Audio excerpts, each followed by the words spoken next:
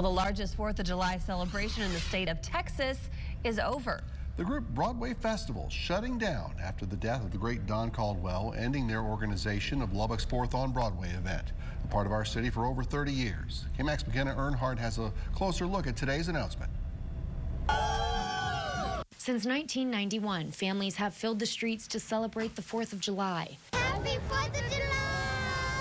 A tradition many cannot believe is now a thing of the past. After 34 years of commitment to this community, it just broke my heart, and I thought, are they playing a joke on us? Lubbock City Councilwoman Christy Martinez Garcia says, sadly, this happens far too often.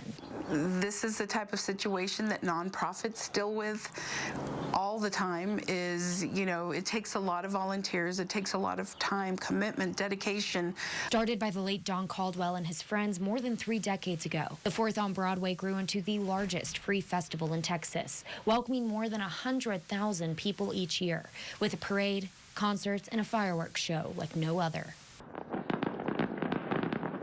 Caldwell's daughter, Cammie, who is president of the Broadway Festival's board of directors, says they weren't ready to speak on camera, but told us that this decision was hard to come by and that they spent many months contemplating it, telling us that since Don's unexpected passing last May, the group has run into a number of unforeseen obstacles and can no longer put on the annual event. Don Caldwell was such a significant individual because he cared, and now we're seeing how when things or people move forward or pass on, this is the kind of situations that can happen to a community. Cammie Caldwell says she's hopeful that another group will come forward and pick up the torch to keep the 4th on Broadway alive. Since the announcement, there's been campaign online for Martinez Garcia's Los Hermanos Familia organization to be that group to step in, since they've had success putting on the city's Cinco de Mayo and Veterans Day parades. After all, even though it seems like an easy production to put on, it takes money, it takes resources, it takes a lot of community